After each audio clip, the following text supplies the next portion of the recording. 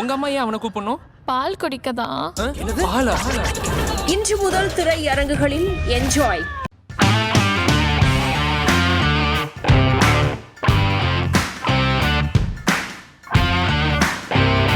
Tiruchendur Trinity சர்ச்சில் Christmas பண்டிகையை முன்னிட்டு சிறப்பு ஆராதனை நடைபெற்றது.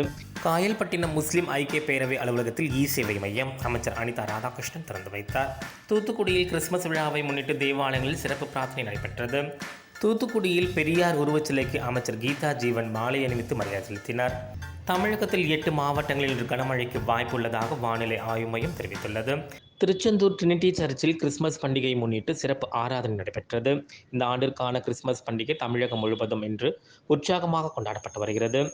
இதன்படி கிறிஸ்தவர்களின் வீடுகள், ஆலயங்கள் ஆகியவற்றை வண்ண வண்ண விளக்குகளால் அலங்கரிக்கப்பட்டு பல விதமான ஸ்டார்களை தோரணங்களாக அமைத்து இயேசு கிறிஸ்துவின் பிறப்பை குறிக்கும் விதமாக சிறிய குடில்கள் முதல் ராட்சச குடில்கள் வரை அமைக்கப்பட்டிருந்தது. இதன் ஒரு பகுதியாக தூத்துக்குடி மாவட்டம் திருச்செந்தூர் அருகில் உள்ள குமாரபுரத்தில் ட்ரினிட்டி சர்ச்சில் கிறிஸ்துமஸ் விழா வெகுமரிசையாக கொண்டாடப்பட்டது. மேலும் அதிகாலையில் பண்டிகை ஆராதனை தொடங்கி கர்த்தருடைய வார்த்தைகளை ட்ரினிட்டி சர்ச் ஸ்தாபகர் ஜெபராஜ் மற்றும் ட்ரினிட்டி சர்ச் போதகர் ஜிம்ரிவிஸ் வழங்கினார்கள்.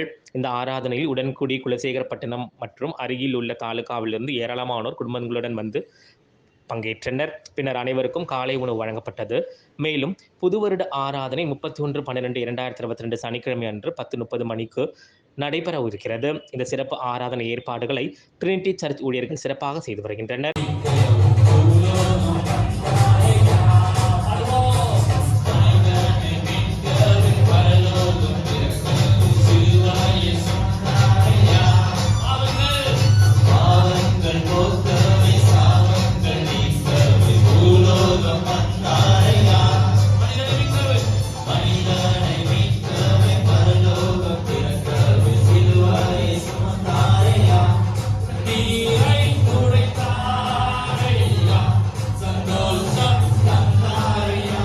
ஆண்டவரும் இரட்சகருமாகிய இயேசுவின் நாமத்தினாலே கிறிஸ்மஸ் வாழ்த்துதலை திருச்செந்தூர் குமாரபுரம் ட்ரினிட்டி சபையின் சார்பாக நாங்கள் தெரிவித்துக் கொள்கிறோம். கர்த்தர் தாமே இந்த 2022வது கிறிஸ்மஸை ஆசீர்வாதமாக தந்தார். அநேக ஜனங்கள், திரளான ஜனங்கள் வந்து திருச்சபையிலே பண்டிகை ஆராதனையில் கலந்து கொண்டார்கள். பண்டிகை ஆராதனை அதிகாலை 5 மணிக்கு ஆரம்பிக்கப்பட்டது. அதைத் தொடர்ந்து ஆராதனை 5 மணியிலிருந்து 6 மணி வரைக்கும் நடைபெற்றது ஆராதனை. அதைத் தொடர்ந்து 6 மணியிலிருந்து 7 மணி வரைக்கும் கர்த்தருடைய வார்த்தையை திருச்சபையினுடைய தலைமை போதகராகிய ரெவரண்ட் ஒய் ஜெபராஜ் அவர்கள் கர்த்தருடைய வார்த்தையை பகிர்ந்து கொண்டார்கள். அநேக தேவ பிள்ளைகள் அநேக ஊர்களிலிருந்து அருகிலே உள்ள உடன்குடி, குலசேகரப்பட்டினம், திருச்செந்தூர் மற்றும் அருகில் இருக்கக்கூடிய தாலுகாயில் இருக்கக்கூடிய அநேக ஜனங்கள் வந்து இந்த ஆராதனையில் கலந்து கொண்டார்கள். அதைத் தொடர்ந்து நமக்கு புது வருட ஆராதனை, நியூ இயர் ஆராதனையும் நமக்கு சனிக்கிழமை இரவு 10:30 மணிக்கு ஆரம்பிக்கப்படுகிறது. அதிலும் கலந்து கொள்ளும்படியாக அநேக பேர் ஆயத்தப்பட்டு கொண்டிருக்கிறார்கள். நாங்களும் ஆயத்தப்பட்டு கொண்டிருக்கிறோம், திருச்சபையாய் ஆயத்தப்பட்டு கொண்டிருக்கிறோம். எனவே நீங்களும் இதில் வந்து கலந்து கொள்ளும்படியாக அன்போடு அழைக்கிறோம். கர்த்தர் தாமே உங்களை ஆசீர்வதிப்பார். என் பேர் உமா, நான் குமாரபுரத்துலேருந்து வரேன். நாங்கள் ரொம்ப வருஷமாக குடும்பமாக இந்த சபைக்கு வந்துட்டுருக்கோம். இந்த வருஷம் கிறிஸ்மஸ் ஆராதனைக்கு நாங்கள் வந்தோம். ரொம்ப ஆசீர்வாதமாக இருந்துச்சு.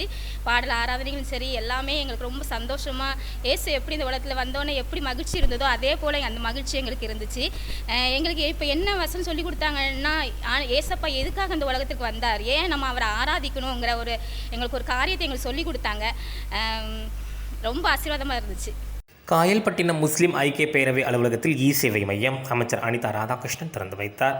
காயல்பட்டினம் முஸ்லிம் ஐக்கிய பேரவையின் அலுவலகத்தில் அரசு சேவை மையம் திறப்பு விழா நடைபெற்றது. நிகழ்ச்சிக்கு பேரவையின் தலைவர் MK மொஹிதீன் தம்பி தலைமை தாங்கினார். துணைத் தலைவர்கள் தாஜுதீன், முகமது இஸ்மாயில், முன்னாள் ஐக்கிய பேரவைத் தலைவர் அபுல் ஹசன் கலாமி, செயற்குழு உறுப்பினர் கலீலுர் ரஹ்மான், ஐக்கிய பேரவையின் பொருளாளர் முகமது உமர் ஆகியோர் முன்னிலை வகித்தனர். செயற்குழு உறுப்பினர் முகமது ஆதம் சுல்தான் வரவேற்று பேசினார். சிறப்பு விருந்தினராக அமைச்சர் அனிதா ராதாகிருஷ்ணன் கலந்து கொண்டு சேவை மையத்தினை ரிப்பன் வெட்டி திறந்து வைத்தார். பின்னர் சேவையின் முதல் பணியை தொடங்கி இஸ்லாமிய பெண் ஒருவருக்கு ஜாண்டு சான்றிதழை வழங்கினார். அப்போது அவர் பேசுகையில், முதல்வரின் தனி கவனத்தில் காயல்பட்டினம் நகராட்சி உள்ளது என்றும் காயல்பட்டினத்தில் அடிப்படை தேவைகளை நிறைவேற்றி தருவதற்கு அரசு தயாராக உள்ளது என்றும் கூறினார். சிறுபான்மை மக்களின் நலனுக்காக இந்த அரசு செயல்படுவதாகவும் அவர் தெரிவித்தார். நிகழ்ச்சியில் முஸ்லிம் ஐக்கிய பேரவையின் துணை செயலாளர் நவாஸ் அகமது, காயல்பட்டினம் நகரமன்ற தலைவர் KS முத்து அகமது, ஆகியோர் பேசினார்கள். பேரவையின் பொதுச் செயலாளர் வாவு எம் சும்சுதீன் நன்றி கூறினார். நிகழ்ச்சியில் தொடக்க வேளாண் கூட்டுறவு கடன் தங்க தலைவர் உமரி சங்கர், திருச்செந்தூர் ஒன்றிய திமுக செயலாளர் செங்குழி ரமேஷ், காயல்பட்டினம் நகரசபை துணைத் தலைவர் சுல்தான் லெப்பை உட்பட பலர் கலந்து கொண்டனர். தூத்துக்குடியில் கிறிஸ்துமஸ் விழாவை முன்னிட்டு தேவாலயங்களில் சிறப்பு பிரார்த்தனை நடைபெற்றது. கிறிஸ்துவர்களின் முக்கிய பண்டிகையான கிறிஸ்துமஸ் இன்று உலகம் முழுவதும் கிறிஸ்துவர்களால் உற்சாகத்துடன் கொண்டாடப்பட்டு வருகின்றது. கிறிஸ்துமஸ் விழாவை முன்னிட்டு தூத்துக்குடியில் உள்ள புகழ்பெற்ற பனிமய மாதா பேராலயத்தில் நள்ளிரவில் 12 மணிக்கு சிறப்பு திருப்பலி நடைபெற்றது. இதுபோல் தூத்துக்குடியில் திரு இருதய மேற்றுராசன ஆலயம், புனித அந்தோனியர் ஆலயம், தூய பேட்ரிக் தேவாலயம், தூய பேதுரு தேவாலயம் உள்ளிட்ட நகரின் அனைத்து தேவாலயங்களிலும் சிறப்பு பிரார்த்தனை நடைபெற்றது. புத்தாடை அணிந்து குடும்பத்துடன் தேவாலயத்திற்கு வந்த கிறிஸ்துவ மக்கள் கிறிஸ்துமஸ் சிறப்பு பிரார்த்தனையில் பங்கேற்றனர். பின்னர் ஒருவருக்கொருவர் கிறிஸ்துமஸ் வாழ்த்துக்களை பரிமாறி உற்சாகத்துடன் கொண்டாடினர். தூத்துக்குடியில் கிறிஸ்துமஸ் பண்டிகையொட்டி கேரல் பவனி நடைபெற்றது. வாகனங்களை வண்ண விளக்குகளாலும் அலங்கார கலைப்பொருட்களாலும் அலங்கரித்து துள்ளல் இசை ஒலிக்க இளைஞர்கள் இசைக்கேற்ப ஆடி பாடி நகரின் முக்கிய வீதிகள் வழியாக வலம் வந்து கிறிஸ்துமஸ் விழாவை கொண்டாடினர். கிறிஸ்துமஸ் விழாவை முன்னிட்டு மாவட்ட காவல் கண்காணிப்பாளர் பாலாஜி சரவணன் உத்தரவின் பேரில் காவல்துறையினர் பாதுகாப்பு பணியில் ஈடுபட்டனர்.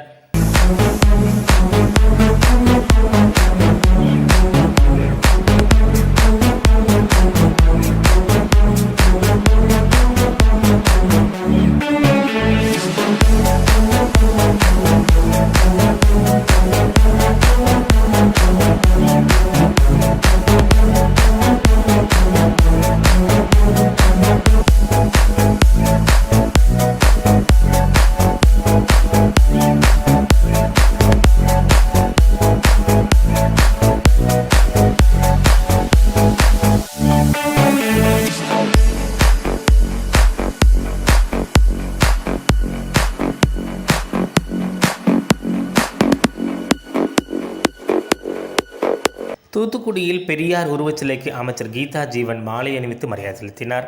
தூத்துக்குடியில் பெரியாரின் நினைவு தினம் நேற்று அனுசரிக்கப்பட்டது. நிகழ்ச்சியை முன்னிட்டு அவரது உருவச்சிலைக்கு பல்வேறு அரசியல் கட்சியினர் மாலை அணிவித்து மரியாதை செலுத்தினர். அதுபோல் வடக்கு மாவட்ட திமுக சார்பில் தென்பாகம் போலீஸ் நிலையம் அருகே உள்ள பெரியார் சிலைக்கு வடக்கு மாவட்ட திமுக பொறுப்பாளரும் சமூக நலன் மற்றும் பெண்கள் உரிமைத்துறை அமைச்சருமான கீதா ஜீவன் தலைமையில் திமுக கட்சியினர் மாலை அணிவித்து மரியாதை செய்தனர்.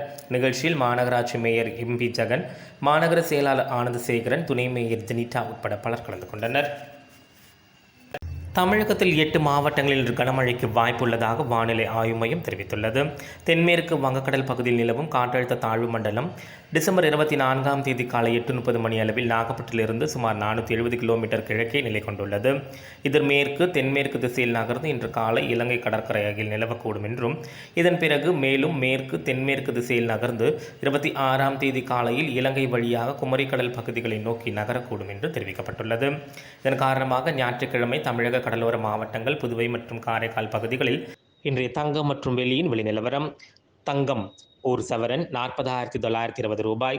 1 கிராம் தங்கத்தின் விலை 5,115 ரூபாய். வெள்ளி 1 கிலோ 74,700 ரூபாய். 1 கிராம் வெள்ளியின் விலை 74 ரூபாய் 70 காசுகள்.